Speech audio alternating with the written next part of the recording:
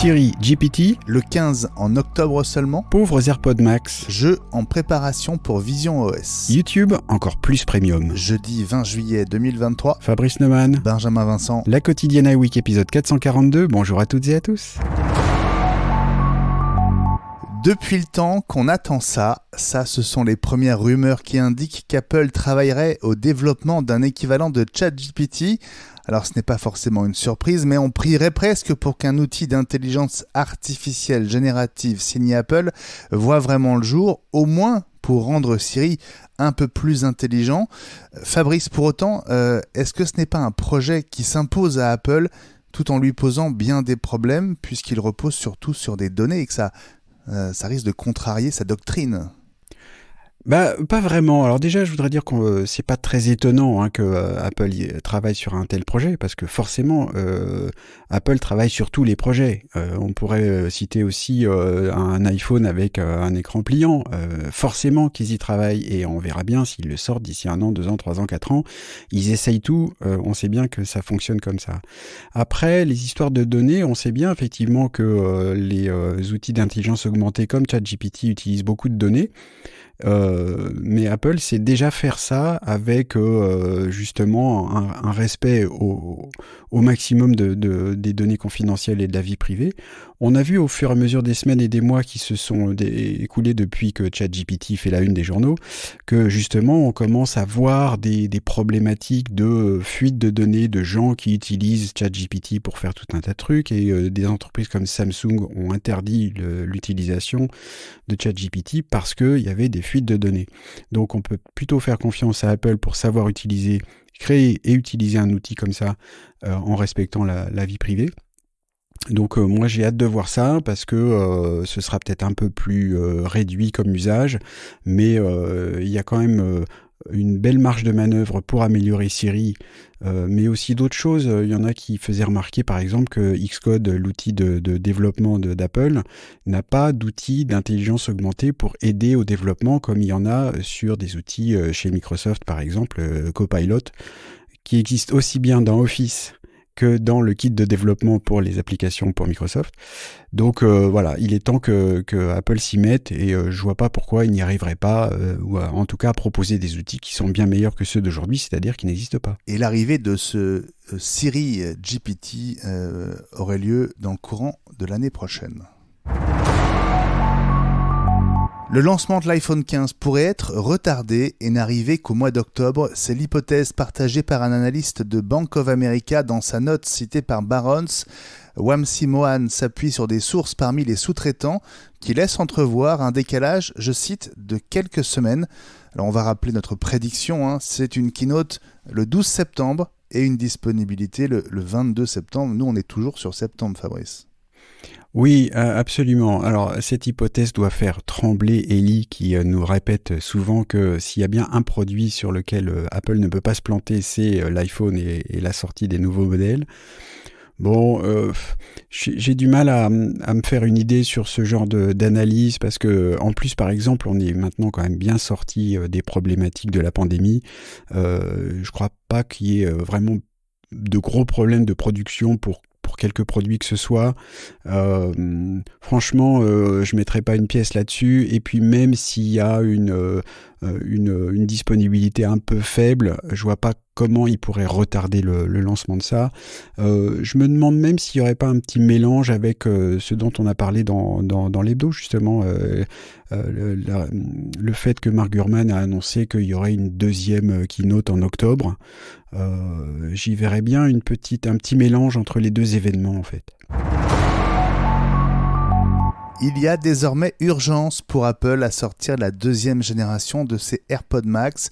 Urgence parce que les studios pro de Beats sont désormais officiels, et le nouveau casque en cuir et en métal, pour 229 € de moins, offre des caractéristiques supplémentaires qui manquent sur le casque d'Apple, dont le son lossless en liaison filaire USB-C, oui j'ai bien dit USB-C, grâce à un DAC intégré, l'audio spatial personnalisé et une autonomie impressionnante entre 24 et 40 heures d'écoute tout en étant plus léger. Par ailleurs, 2 câbles sont fournis, le câble USB-C USB-C et un câble audio analogique avec un jack, et l'achat à 399,95 € en France donne droit en plus à 6 mois d'Apple Music gratuit. Le casque est dispo en 4 couleurs, noir, mocha, bleu nuit et sable. Il y a donc vraiment urgence.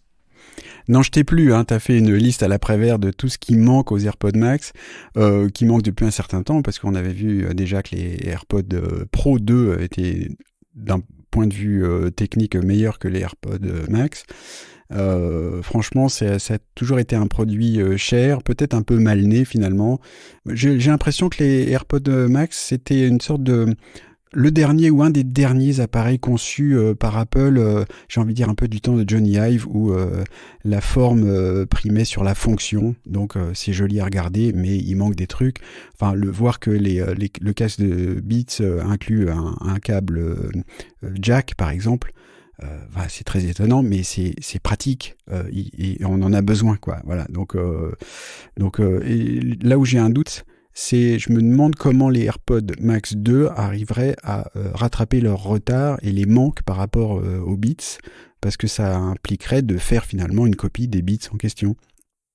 Donc peut-être que les AirPods Max, c'est le deuxième produit un peu à la iMac Pro, qu'on n'en aura vu qu'un seul exemplaire. La première bêta de l'environnement polyspatial Unity est disponible sur demande pour les développeurs depuis quelques heures. Elle doit permettre aux éditeurs de jeux de développer ou de porter leurs jeux vidéo sur Vision OS afin d'être disponible sur Vision Pro quand il deviendra accessible d'abord aux US en début d'année prochaine. Le jeu, c'est un des éléments qui avait été le moins abordé pendant la présentation du Vision Pro. Donc voilà, c'est une étape de plus pour avoir des beaux jeux en 3D. Moi je trouve en fait que ça souligne un gros manque du Vision Pro et d'Apple en particulier, c'est le Unreal Engine d'Epic Games, parce que c'est sur Unreal Engine que sont développés tous les gros jeux, et donc maintenant que Apple et Epic Games sont en bisbille et en bataille depuis des années, Apple rame pour avoir un moteur de jeu 3D qui intéresse les développeurs de jeux, et c'est ça qu'on voit en fait. Donc il faut rattraper le retard. C'est bien dommage finalement qu'il n'y ait pas Unreal Engine chez Apple. Et à propos du masque de réalité mixte d'Apple, 30 heures de cours pour apprendre à développer une app destinée aux Vision Pro. C'est un lien communiqué depuis San Francisco où il se trouve par notre ami développeur Clément Sauvage. Il faut aller sur visionpro.cleverapps.io. Une simple page d'attente pour l'instant, mais en complément des premiers outils développeurs comme la dernière bêta de Xcode et le simulateur. Voici une adresse à garder sous le coude et évidemment, on vous tiendra informé dès que ça bougera. Et puis plus $2 par mois, l'inflation touche aussi la version premium de YouTube, en tout cas aux États-Unis, avec un abonnement mensuel qui passe de $11,99 à $13,99. Un abonnement qui est facturé carrément $18,99 si vous le prenez via l'appli iOS. Alors, on rappelle que c'est plus cher via l'appli iOS parce que YouTube répercute les 30% pris par Apple sur le prix de vente. Ensuite, alors, l'inflation. Et puis, je pense qu'il y a un petit truc aussi, c'est que ces abonnements-là, celui de YouTube en particulier, sont là pour pouvoir utiliser la plateforme sans la pub. Alors c'est très bien, ça compense, mais je pense qu'on s'aperçoit que le marché de la pub baissant beaucoup dans tous les domaines, ces abonnements-là ne compensent pas, parce que jusqu'à présent la pub était vendue très cher et puis elle était facile à trouver. Alors c'est moins facile à trouver aujourd'hui et les abonnements, ça suffit pas pour compenser. C'est le cas avec Netflix aussi qui a abandonné son abonnement le moins cher et parce qu'ils n'y arrivent pas, entre guillemets. Alors on va pas pleurer pour eux, hein, ils gagnent bien leur vie, mais je pense qu'ils prévoient aussi le futur. Ce marché est en plein changement, en pleine révolution finalement, comme souligné par la grève des acteurs aux États-Unis qui a rejoint celle des auteurs, qui risque de durer plusieurs mois maintenant, les gens commencent à dire, ça va tout bouleverser, et je pense que dans 1 an ou 2, le marché aura beaucoup changé. Netflix qui, de son côté, annonce avoir gagné presque 6 millions d'abonnés au 2e trimestre après l'entrée en vigueur de ces restrictions contre le partage abusif des codes d'accès. La quotidienne iWeek. Reviens demain.